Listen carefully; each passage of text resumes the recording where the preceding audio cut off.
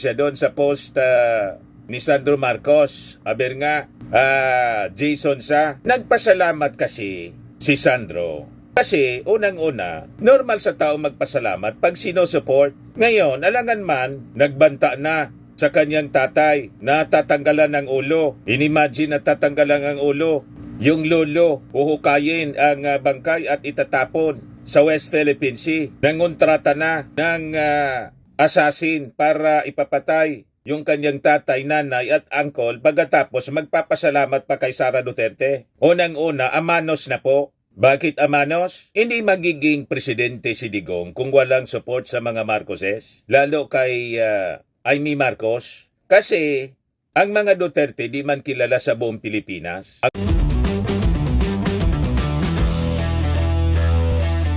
Ito naman po yung bago naming product na binibenta online. Eye Glow Serum, whitening po siya. Tingnan ninyo yung epekto sa aking anak na architect before and now. Yung mga inquiries po ninyo, dumiretso na lang kayo sa kanyang Facebook account, Riz Maravillas. Pag na-convict daw mga kababayan si Sara Duterte at matanggal sa pagiging vice-presidente, ang tatakbong presidente si Digong. Ito ngayon mga kababayan yung sabi ni Pantaleon Alvarez. Talaga niya Mr. Maravillas, mga ganit. Ano ba yung tawag ninyo sa ganyang uri ng mga tao kung hindi ganit? Yan sabi dito sa report ng abogado.com.ph, sabi ni Alvarez, if BP Sara is removed, Rudy Duterte can run for president again. Nakatungkod na nga lang. Paanong tatakbo? Baka niya kasi Mr. Maravillas, habuli na si Digong ng Interpol. Kaya tatakbo patakas sa Interpol para papanagutin siguro sa ICC. Maniwala pa kami Pantaleon. Pero kung tatakbo sa tatakbo sa election sa 2028, medyo malabo na po. O kahit palimbawa tumakbo si Digong. Buti kung hindi pa bitawan ng ating Pangulong Bongbong Marcos yung another sword of Damocles. Series na yan. Yun nga pong ICC. Kung bitawan na ng ating Pangulo, malamang kakandidato si Digong mga kababayan, nasa loob na ng kulungan ng ICC. Diba? Kasi unang-una, wala nga naman hayaan ng ating Pangulong Bongbong Marcos na makabalik pa sila, na in-impeach na nga yung anak, tinanggal na bilang vice-presidente, kasi banta sa seguridad ng ating bansa. Tama yung analysis ni Marcos loyalist Benji Contreras na kasama ko sa Tagaytay City, kasama namin ni Mrs. para sa seminar, workshop seminar na inisponsora ng Presidential Communications Office. Salamat pala sa binigay na sa amin ni Mrs. Certificate of Participation, Dante Maravillas, Bella Maravillas has successfully participated in the event entitled Unicom Workshop for Social Media Stakeholders. Ayan pa ginawa sa Tagaytay City sa Development Academy of the Philippines, Tagaytay City Conference Center and Hotel. Signed, Emerald Ann Ridao, Senior Undersecretary for Digital Services, Presidential Communication Officer. Ayos na ayos. Di ba? Mga kababayan, yan kasama kami ni Mrs. Lagi kaming magkasama. O ngayon, niya Mr. Maravillas sinabi ni Benji Contreras? Yan yung post po ni Benji Contreras. Yung picture ng ating Pangulong Bongbong Marcos habang nasa training po sa pagiging Scout Ranger ng Philippine Marines. Sabi niya, si Pangulong Bongbong Marcos ay isang Scout Ranger.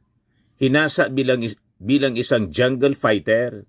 Never undermine him. He knows when to fire back. and hit the enemy hard. Masyado nilang in-underestimate mga kababayan yung tigre ng norte. Nang sabi nila, weak leader at mabait. Mabait naman talaga yung ating Pangulong Bongbong Marcos. Pero yung sinasabi nilang weak leader, diba, panic mode na sila ngayon. Calculated po yung mga actions ng ating Pangulong Bongbong Marcos. Nakita ninyo? Ang pumirmang una, mga kababayan sa 4th impeachment, si Sandro Marcos mismo. Ano ang ibig sabihin nun, mga kababayan? At sabi ng ating Pangulong Bongbong, iningian niya ni Sandro yung aking opinion. At trabawan niya ngayon as member ng Congress, kasama sa kanyang mandato bilang congressman. O di ba? Napaka-suwabe ng paliwanag ng ating Pangulo. At sabi ni Sandro Marcos sa isang interview, nakakagulat ba kung bakit niya ako yung unang pumirma? Pinagbantaan niya yung aking tatay, ang aking nanay, ang aking uncle na si Speaker Martin Romualdez, at gustong ipahukay niya yung bangkay ng aking lolo, dating Pangulong Ferdinand Idrolin Marcos, tapos gustong itapon sa West Philippine Sea. Nakakagulat ba na ako ang pumirma? Ang unang pumirma, in-underestimate ninyo ang pwedeng gawin ng mga Marcoses sa inyo. Kaya tama itong sinabi ni Benji Contreras. Never underestimate him. He knows when to fire back and hit the enemy hard. O ngayon, nasabi ni Pantaleon Alvarez na pag natanggal daw si Sara Duterte bilang Vice Presidente na convict, ang tatakbo sa pagkapangulo sa 2028, si Digong, malamang hindi na mangyari yan. Pwede man mangarap kayo, pero yung mangyari yung inyong pangarap, lalo't yung mga plano ninyo, lagi ninyong sinasabi, pag ang plano po laging sinasabi, hindi natutuloy. Bakit? Kahit itanong ninyo sa mga success coach, pag ang mga plano daw sinasabi, malamang hindi matuloy. Kasi alangan man nayaan ng mga Marcoses, mga kababayan, na si Digong makabalik sa puder. Ang gagawin lang naman po, bibitawan ang lahat ng nakaamba na mga sword of Damocles. That includes, mga kababayan, yung ICC. Sino ang dapat sisihin yan? Sila, kasi banta ng banta. Announce ng kanilang mga plano. Dinalaman ng kanilang political adversary na dati kay Uniteam. Kaya si Jason sa mga kababayan, sumbat ng sumbat.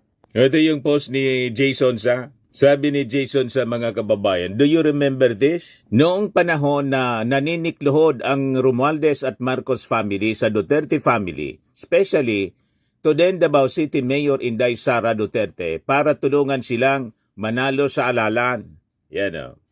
Pinost yung picture. Tapos ito yung post ni Sandro Marcos. November 21, 2021. Daghang salamat, Mayor Inday Sara Duterte, not only for putting your faith in my father to lead our country, but for your support towards my candidacy as congressman in the 1st District of Ilocos Norte.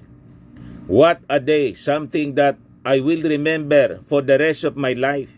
So anong diferensya doon sa post ni Sandro Marcos? Aber nga, Jason sa, nagpasalamat kasi si Sandro. Kasi unang-una, normal sa tao magpasalamat pag sinusupport. Ngayon, alangan man, nagbanta na sa kanyang tatay na tatanggalan ng ulo. Inimagine na tatanggalan ang ulo.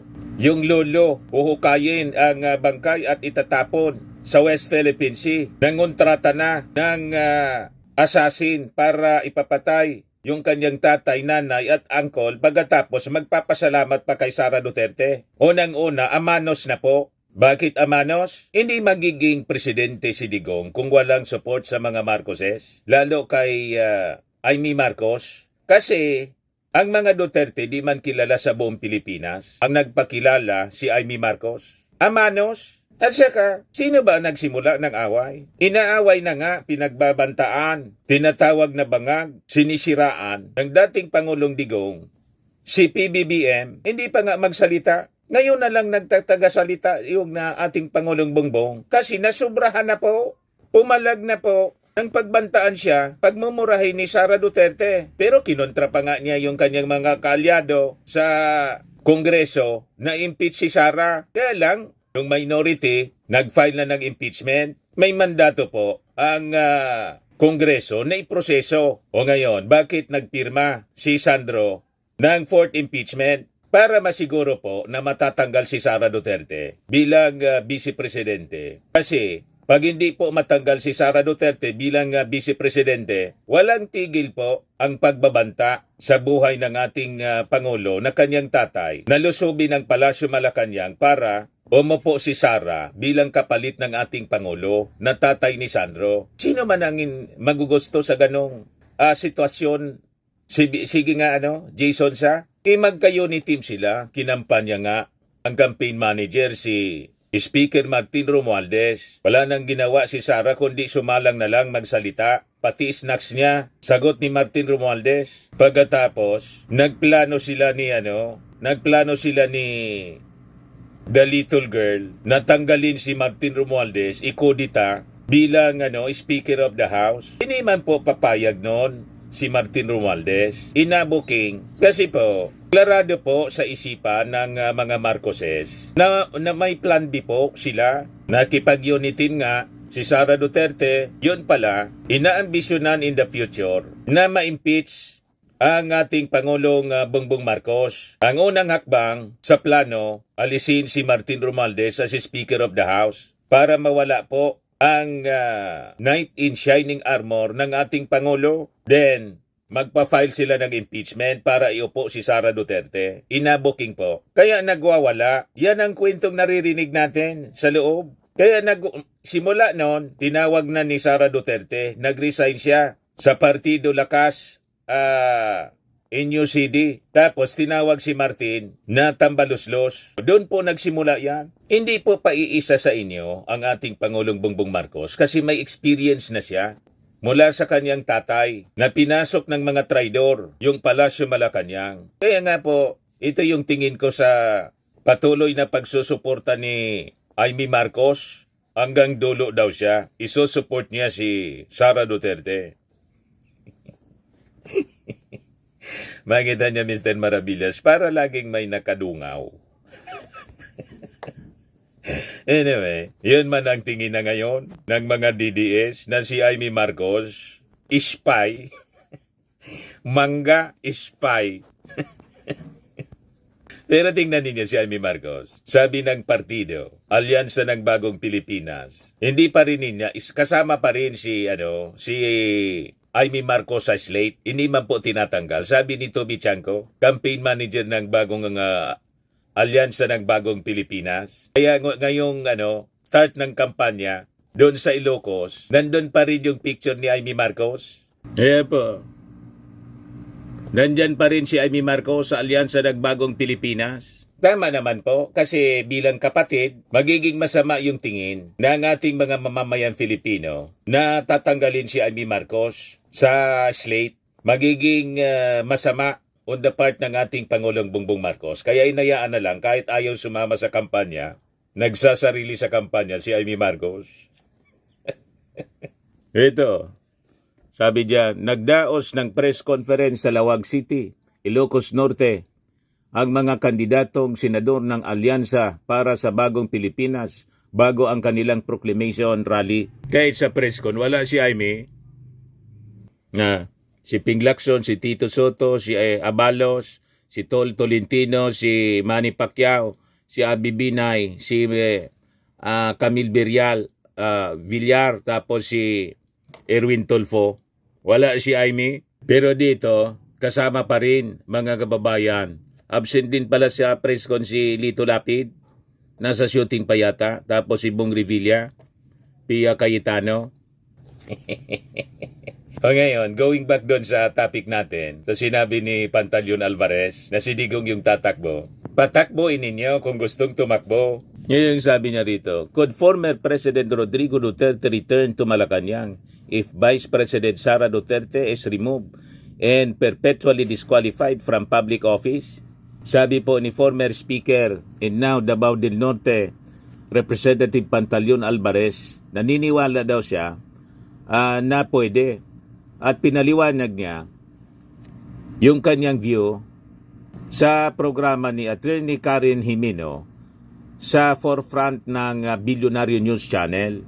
Sabi rito, Attorney Jimmy Bondok, former Philippine Amusement and Gaming Corporation executive and now senatorial candidate, Attorney Jimmy Bondok noted that the impeachment process niya carries a penalty of perpetual disqualification from holding public office, which could prevent Sara Duterte from running in 2028. However, Alvarez believes that removing VP Duterte could backfire on her political opponents as it may open the door for her father, former President Rodrigo Duterte, to run again. He pointed out to Article 7, Section 4 of the 1987 Constitution, which states that a sitting president is prohibited from seeking re-election, and said this does not explicitly bar a former president from running again after stepping down. Mas disadvantageous anya sa kanila yon kung hindi nga makatakbo si VP Sara. Nandyan pa naman si former President Rodrigo Duterte. Pwede naman siya tumakbo. Remember, ang prohibition sa Constitution ay re-election. Pag sinabi mong re-election, kailangang sitting president siya. Hindi naman sitting president si President Rodrigo Duterte ngayon. He argued. So, pinalalabas niya ito ngayon ng mga point of view para i-discourage po yung mga senador na i-convict si Sara Duterte. Kasi pag ma-convict si Sara Duterte na disqualify perpetually, tatakbo si Digong. Jimeno noted that re-election could also be interpreted as running for the presidency again, regardless of whether one is a sitting president. Alvarez, however, stood firm in his position. Pwede pa. Tingnan mo ha, bakit yung senador magpahinga lang ng 3 taon, takbo ulit? Pwede. Bakit hindi pwede sa dating presidente? Bondok, while intrigued by the argument, admitted he was undecided. He pointed out the vagueness of the Constitution on the matter. He noted how similar debates have emerged in the past, such as when former President Gloria Macapagal Arroyo ran for Congress. Pero sabi ni Alvarez, ang malakas dito ay yung equal protection of laws sa Constitution. Kasi kung pwede sa senador, pwede sa congressman, bakit hindi pwede sa former president na nagpahinga na siya? Regardless of whether Rodrigo Duterte decides to run, Bondok believes that the influence of the Duterte family remains strong. Sabihin na natin na hindi tumakbo si President Duterte. Madami pa pong Duterte na pinagkakatiwalaan ng bayan. I think the impeachment of VP Sara is futile if all they want is to reduce the power of the Dutertes. And I'm not speaking on, I'm very objective here. Sikat naman talaga ang mga Dutertes. Sumikat po dahil sa Marcos. At nanalo si Sara Duterte dahil sa Marcos. Hindi yung paniwala ng mga DDS na nanalo si BBM bilang Pangulo dahil kay Sara. Napakalinaw po. Gusto niyo makita ang ebidensya? Ipakita ko uli po. Yan o. 32 million na boto ni Sara Duterte. Mga Marcos supporters po ang 32 million. Ang karamihan. Yan o. Ito man lang po ang supporters ni Sara na mga naka-green. Kaya, sa 32 million mga kababayan, 500,000 man lang po ang mga DDS, 31 million mga Marcos supporters. Ngayon, yung 16 million ni Digong, nang tumakbo bilang presidente, lahat yun mga Marcos supporters. Kinampan niya mga kababayan ni Amy Marcos. O ngayon, kung halimbawa tumakbo si Digong kasi na-impeach at na-convict si Sara Duterte, disqualified na siya perpetually. Kung tumakbo si Digong for president, alangan man, hayaan yun na makabalik. Ayan siyang makabalik sa Palasyo Malacanang ng mga Marcos. May nakaumang na sword of Damocles yung ICC. Bali? Lalo pa ngayon na in-announce na ni Pantalyon ang kanilang baraha.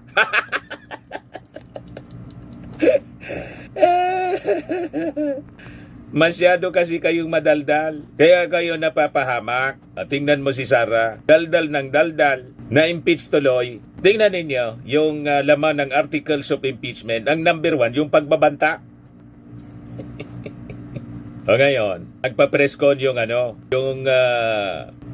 Young Guns kanina tungkol sa mga preparations. Pakinggan po natin. Si Congresswoman Pami Zamora, pagkatapos si Rods Gutierrez, Bicolano, taga dito sa amin sa Legazpi.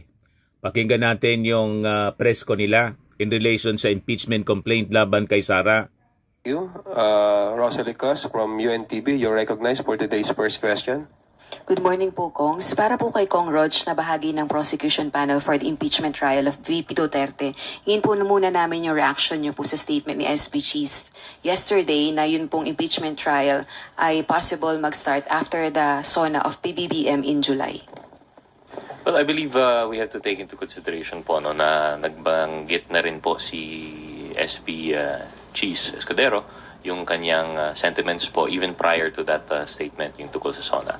He already mentioned before that while the impeachment court is not convened, they might be able to do preliminary processes such as, for example, yung secretariat nila maghahanda pa ng kanilang rules.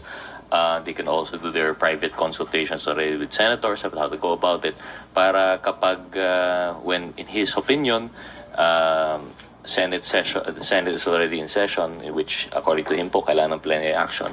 Smooth na po yung daloy. So I think yung sinabi po niya na after SONA pa po yung trial, I think it was in reference to yung trial proper po, no? Yung general idea natin kung ano po yung trial, yung paglilitis. But the whole trial per se, there are now advancements. Since the last impeachment hearing, nabanggit nga po ni Senator ni SP Escudero na they might, depending on the secretariat, depending on the rules that are proposed, they might take up. For example, I think one thing that he mentioned was yung pagtanggap ng ebidensya in pre-trial by commissioners and yung actual pre-trial proper. These are things that could be done prior po. So I don't think kasama yun sa timeline na sinasabi niya na after SONA. But all of that said, I think that'll be a reaction. And as always, especially as a member of the prosecution team, we would not want to comment on the propriety of that statement, and we respect and we leave it to the senator judges po on how they see fit to convene po yung impeachment court. Hindi po ba kayo nasasayangan dun po sa ilang buwang paghihintay, I think almost 5 months, para po ma-resolve yung pong impeachment complaint? Kung Pami can also answer. In addition po on that, yung whether or not sayang siya, it would really boil down to po yung interpretation po talaga on the timeline that should be followed. I think the SP has made his stand very clear. Although we've heard varying opinions, we've heard even experts on both sides. On one hand po, may mga nagsasabi, this is just a statement of fact po, no? That opinion. On one side, some would say that the inclusion of the word forthwith, ang ibig sabihin po nito ay agad. So this being a power under the Constitution that isn't legislative po, no? Dapat po pwedeng gawin kahit walang plenary action. But as mentioned, nagbanggit na po si SP Escudero ang kanyang opinion, and I would assume this would be the opinion of the rest of the Senate, na it requires plenary action like a legislative function. So whether or not sayang po yung 5 months, I guess what they're trying to say is their hands would be tied on that interpretation. So I think yun po yung proper context for taking into the consideration pag pinag-uusapan po yung timeline.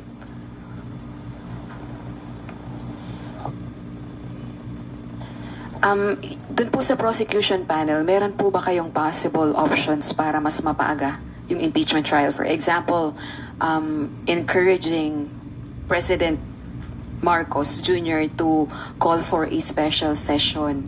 Kasi si SP Escudero, nagbigay na po siya ng statement na unless magpatawag ng special session si PBBM, hindi po sila makakapag-conduct ng special session. Pero si PBBM made a statement unless the Senate requests him to call for a special session, hindi siya magpapatawag. So parang turuan po kasi.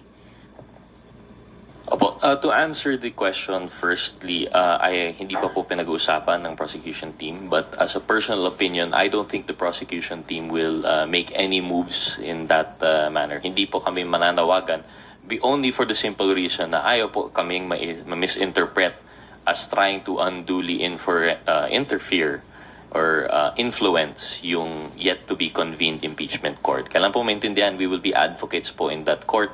And of course, anything that we might say or do might be tainted with bias. So we'd rather it not come from us. But kagaya ng sinabi na po ni SP Escudero, nabanggit na po na siya, na he is of the opinion na pwede naman po mag-call ng special session ng presidente. Kahit ang presidente sa isang press con, sinabi niya na he may call a special session. So we leave it to them na lang po on that decision. But as far as we're concerned, that would be a call on their parts na lang po.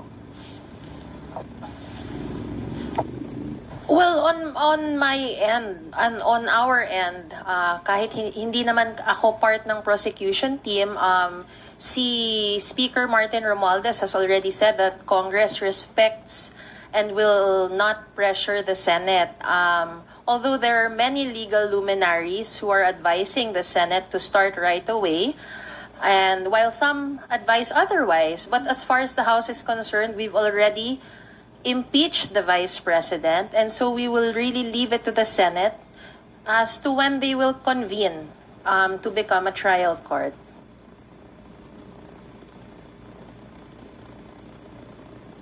Thank you, Rosalie. For today's second question, let us call on Tina Pangiliban Perez from GMA7. For Prosec Kong Rog, will you be requiring the presence of Vice President Sara Duterte during the impeachment trial? Again, we've yet to talk about yung specific matters such as this. Di pa po, wala pa nang pag-usapan. Not even yung usual na, like your question last time, wala pa po akong update, wala pa pong division of work, wala pa pong ganun details. But as for the calling of the witnesses, first and foremost, hindi pa po yung nabanggit, no? Hindi pa final. I can't say for sure if that we will call, although understandably it would be better for the it's actually the impeachment court will be able to, how do you call this, to mandate attendance naman po, no?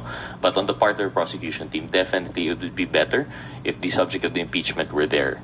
If she were to be presented as a witness also by their defense, then we would have the opportunity also to cross-examine po, no? So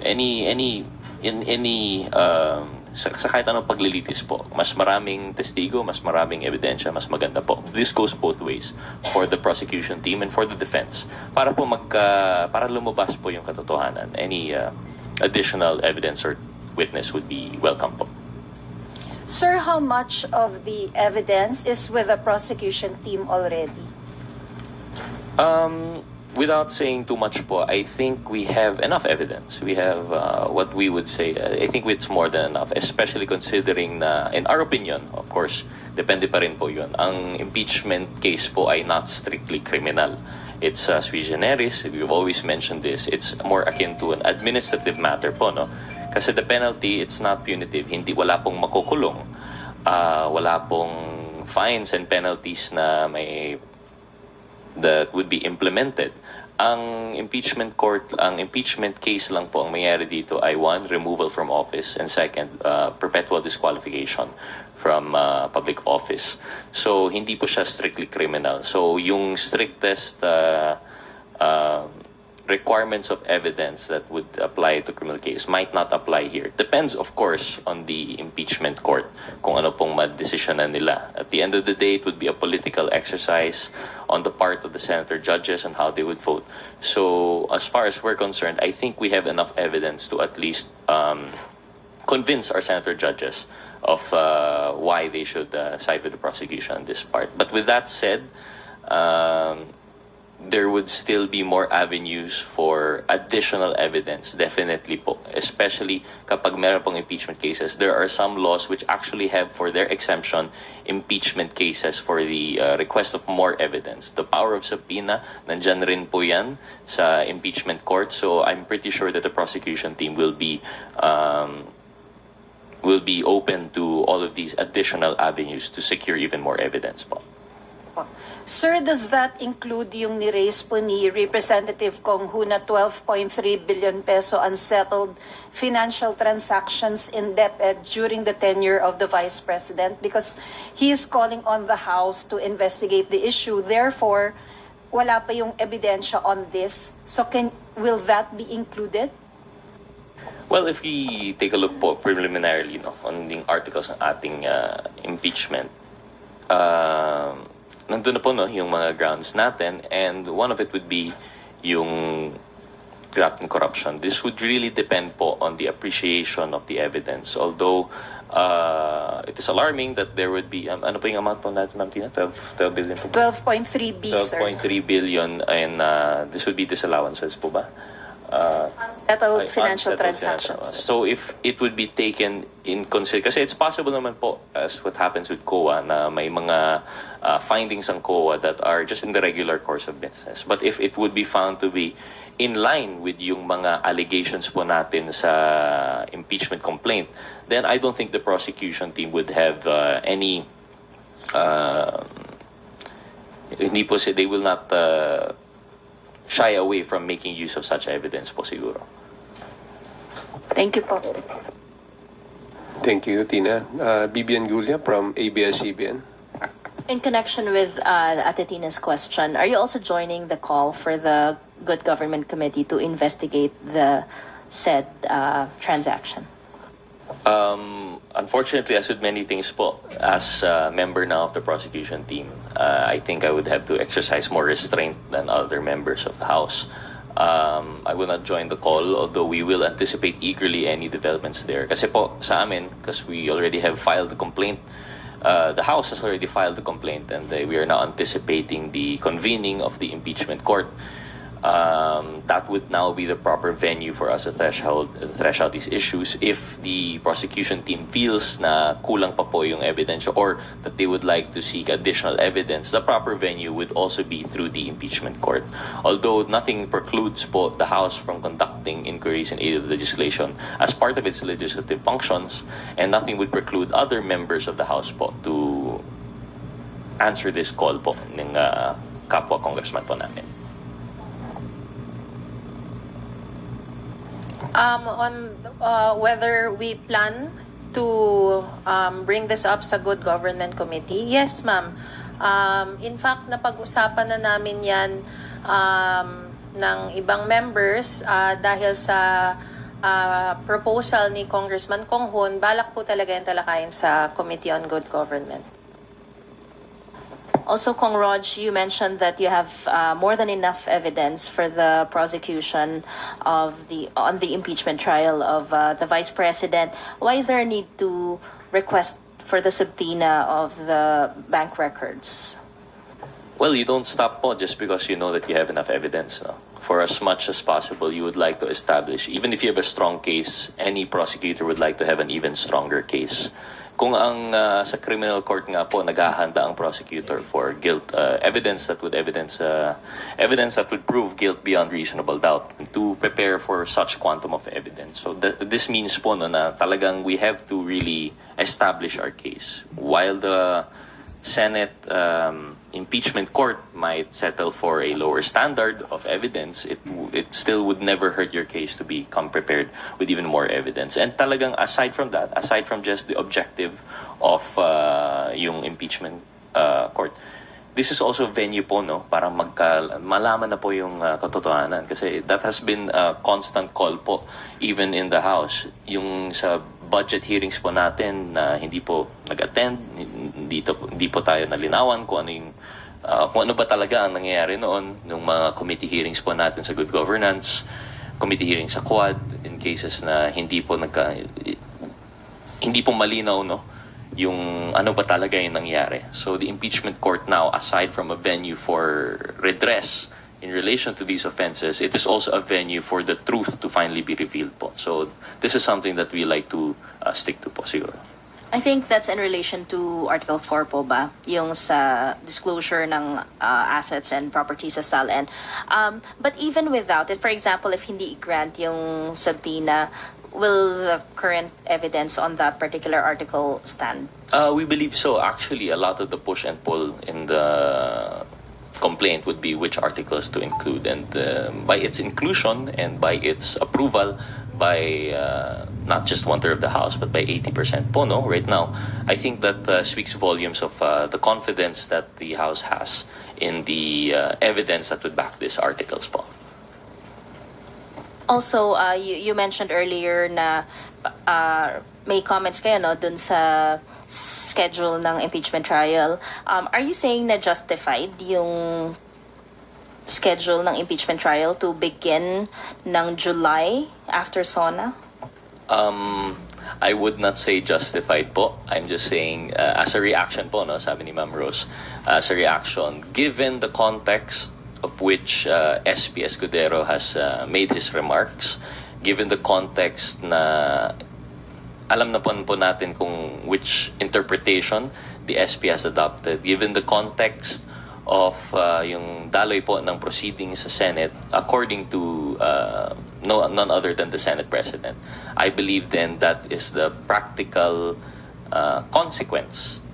Yung timeline na yan would be the practical consequence. But as to the justification, we leave it up to them, we leave it up to the people to see if it is justified. As mentioned, we will not make any calls for the Senate to rush this, so that we would want to avoid any tainting of partiality, tainting of bias.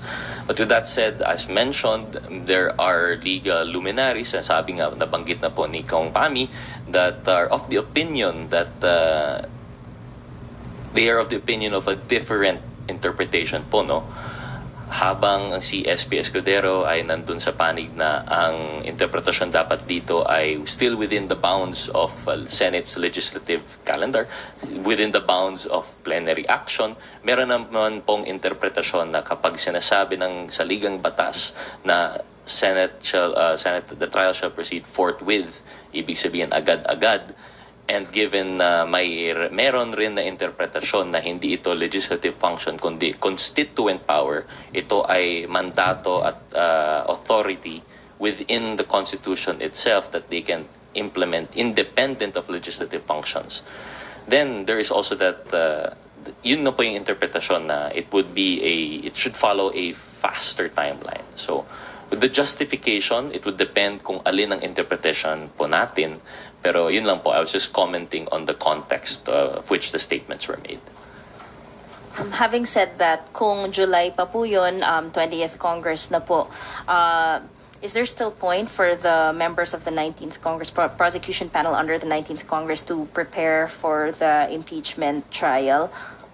Well, gaya ng sinabi pa namin before, ready or not, dapat, here or not, dapat mag-ready na po kami.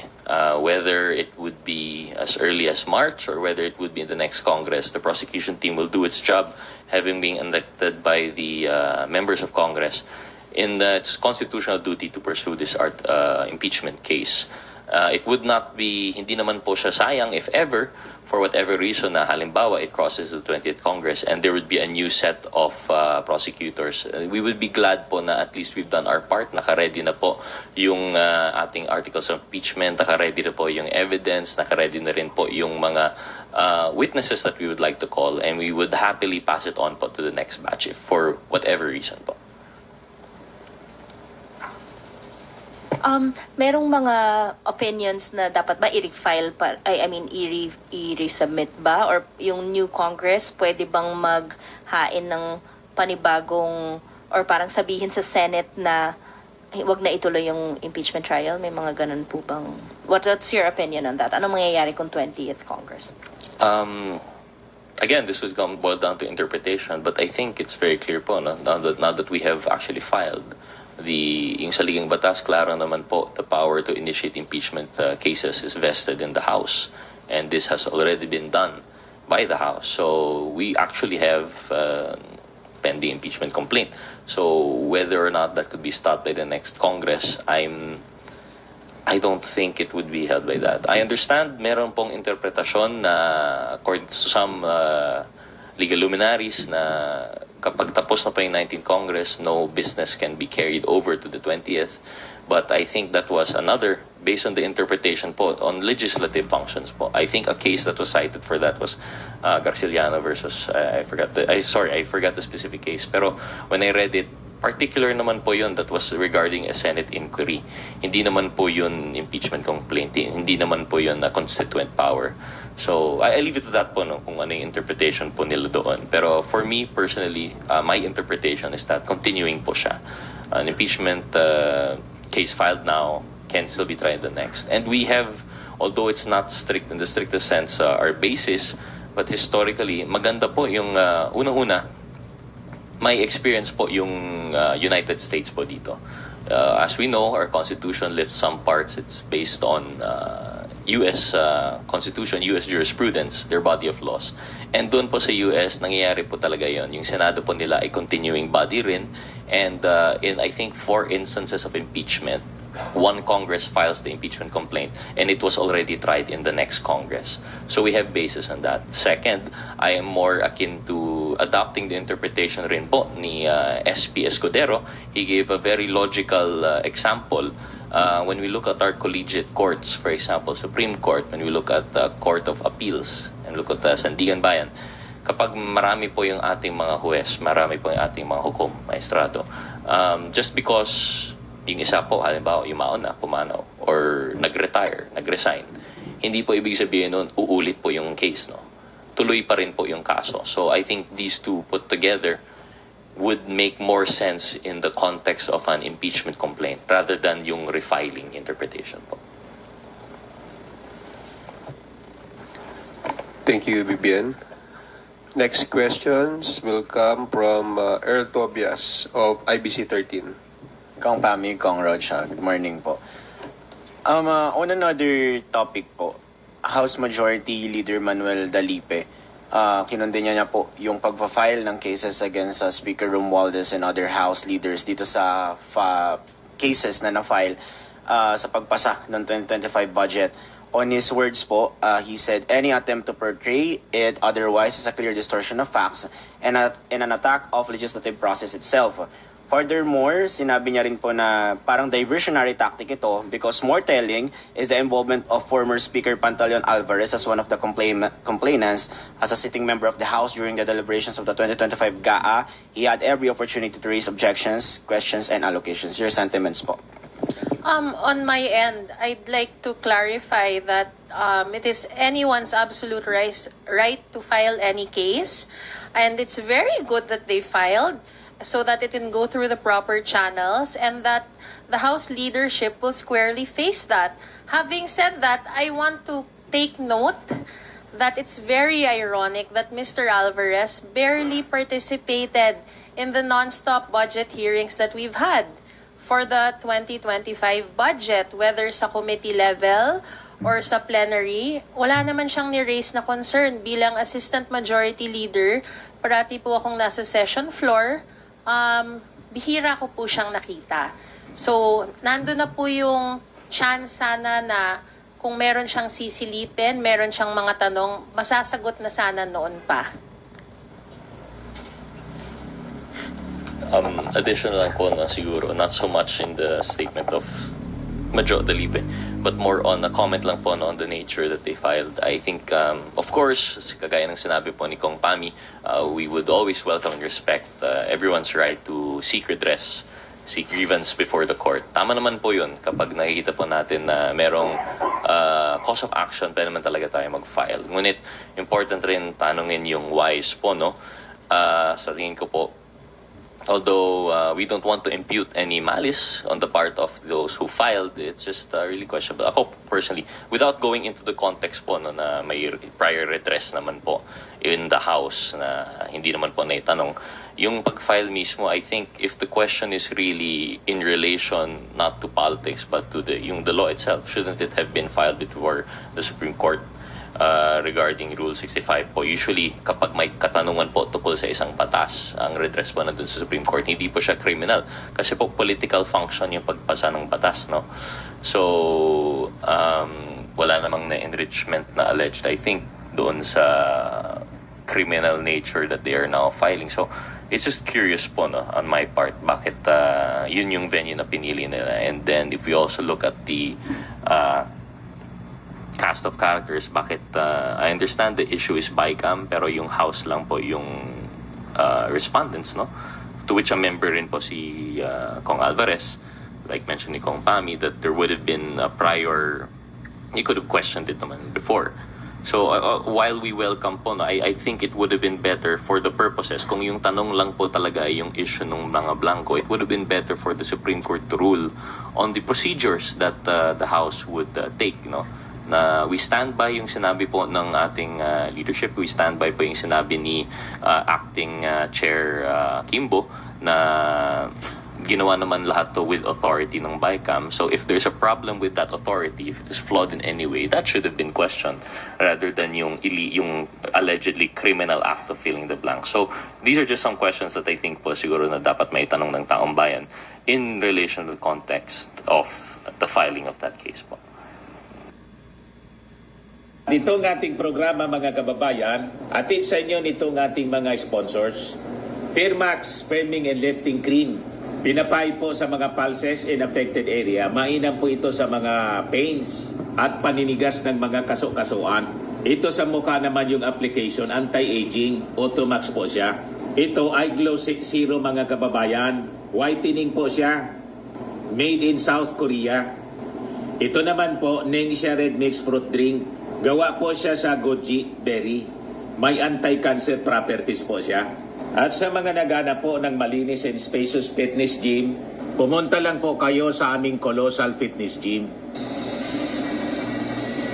May Grab car rental din po kami. Po siya. Ito ay Glow Zero mga kababayan. Whitening po siya. Made in South Korea. Ito naman po, Nengxia Red Mixed Fruit Drink. Gawa po siya sa goji berry. May anti